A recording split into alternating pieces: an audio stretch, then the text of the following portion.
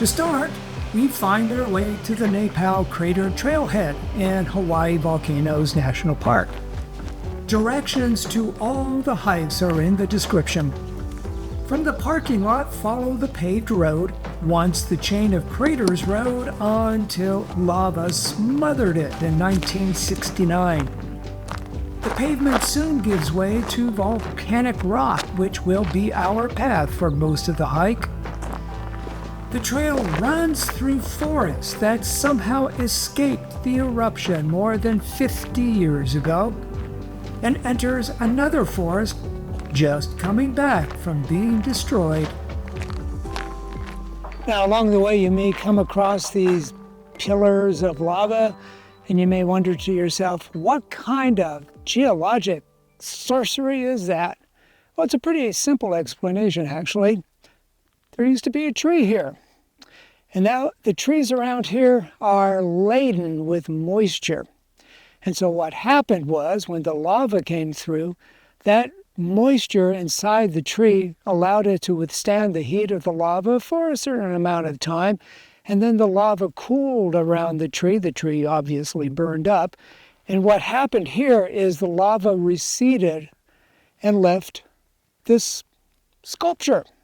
Now you'll also find what are called tree molds, which are cylindrical holes in the ground where the lava completely receded away.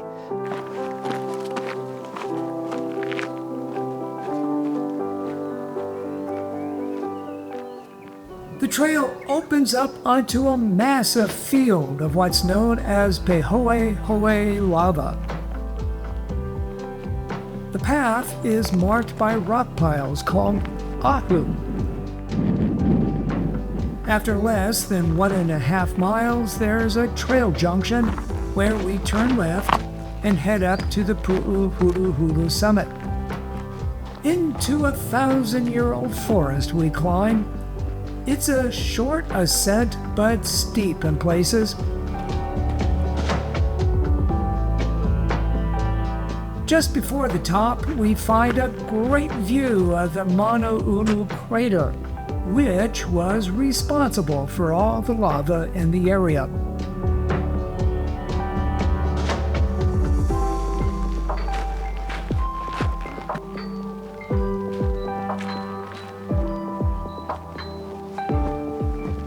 And then we come to the top of Pu'u Huluhulu, or Fuzzy Mountain.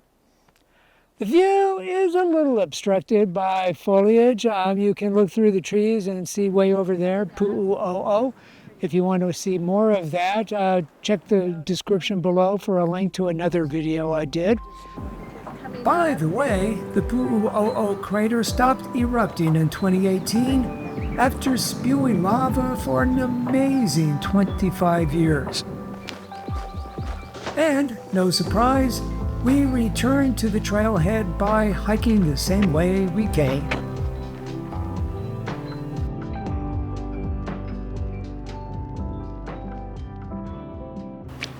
We next drive to this parking lot near Hilo and stroll up the paved walkway for all of maybe 150 feet.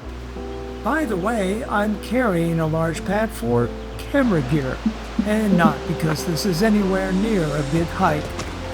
We climb up a short flight of classic Hawaiian lava rock steps to the overlook, and that's about it. Keep in mind, on certain mornings when the sun is rising behind the falls, you may see a rainbow. If you go back down the steps and turn left, there's another view.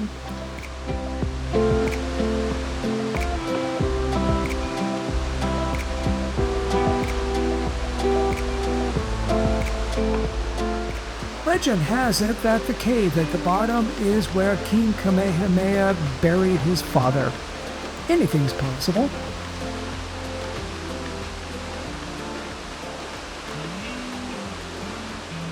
After soaking up the white noise from Rainbow Falls for a few minutes, we continue up the road to Pe-epe-e Falls. The walk here isn't much longer and is again paved. The most visible attraction from the overlook is the boiling pots, named for obvious reasons, and not a place you would want to swim. Older guidebooks say you can take a trail down to the rapids, which is a tempting idea. However, cooler heads have decided it's a risky distraction and no longer allow access but from the view above. And if you crane your head in the right direction, you'll be able to see Pe-epe-e Falls.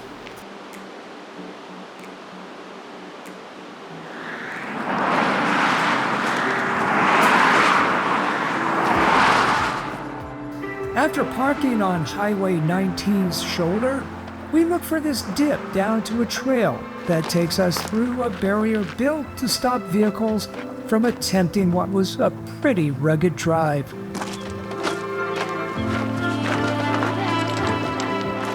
The path is mostly open, shadeless, and volcanic rock solid.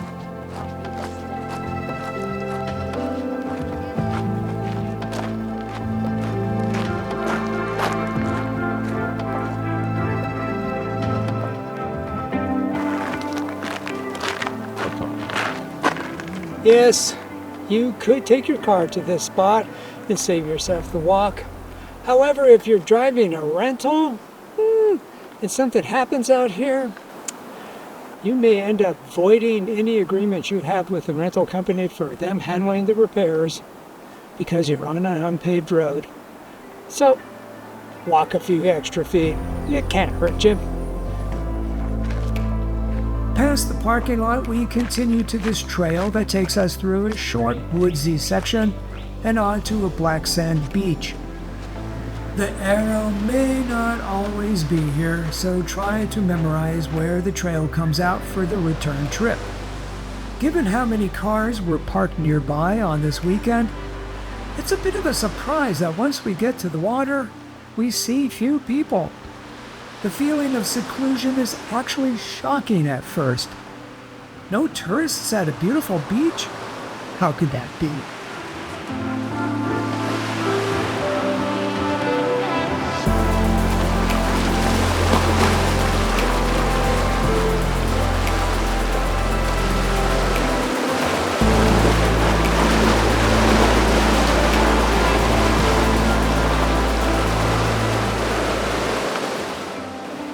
Where I'm standing on a big bed of lava used to be a fish pond built by King Kamehameha in 1810. The walls were 6 feet high and in some places 20 feet wide, and it had a circumference of 2 miles. It was considered one of the great construction efforts of the time and took, according to some accounts, half the population to build. Then, in 1859, Mauna Loa erupted, lava coming from 30 miles away, destroyed the whole thing.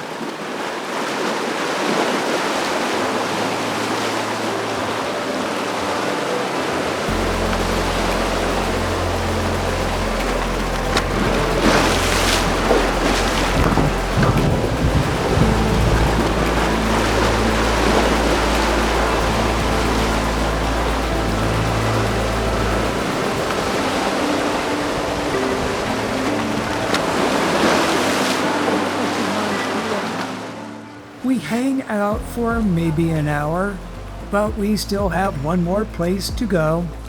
And it's a beach that even some of the locals in nearby Kona don't know exists.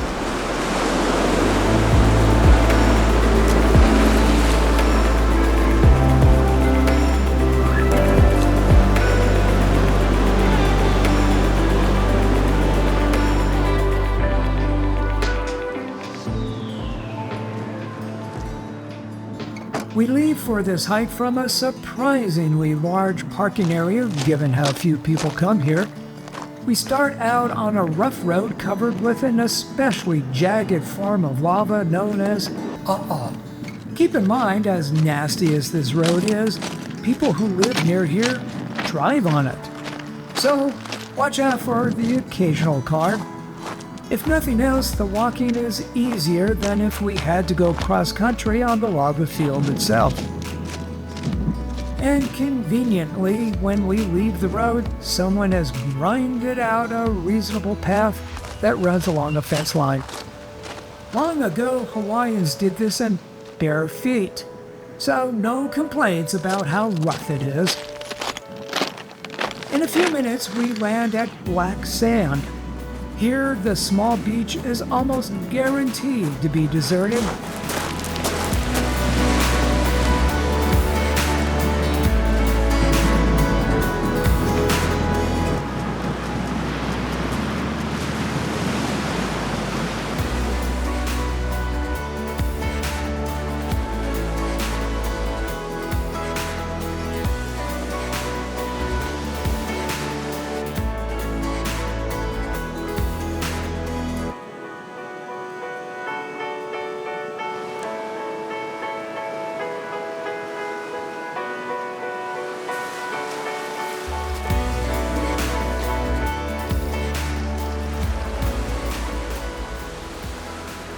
The only reason we need to leave is we have a plane to catch out of Kona, which is less than an hour's drive from here.